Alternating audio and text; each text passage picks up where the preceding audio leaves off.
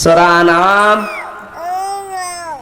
50 নম্বর আয়াতে আল্লাহ জানিয়েছেন, প্রত্যেকটা নবী দাওয়াত দেওয়ার সময় জানিয়েছে জাতির লোকেরা, আমি কিন্তু গায়েবের কোনো খবর জানি না, এমনকি আল্লাহর খাজানা ধন ভান্ডারও আমার কাছে নেই, আমার কাছে দোয়া আছে, এ কোনো লাভ হবে না যে বাবা আমার এই রোগ মুক্ত করো, আমার এই সমস্যা দূর করো, আমি চলতে পারি না, আমার রিজিকের ব্যবস্থা করো। এটারে খাজাইনুল্লাহ দিয়েছে। নবীরা দাওয়াত দেওয়ার সময় জানিয়েছে আল্লাহর কোন ধন ভান্ডার খাজানা আমাদের কাছে নেই। আর যে সমস্ত মুরিদ পীর সাহেব গুলো এই ঘোষণা দিয়ে দরবার চালাচ্ছে, এ বাবার দরবারে গেলে কেউ খালি হাতে ফেরবে না, খাজা বাবার দরবারে কেউ ফেরে না খালি হাতে।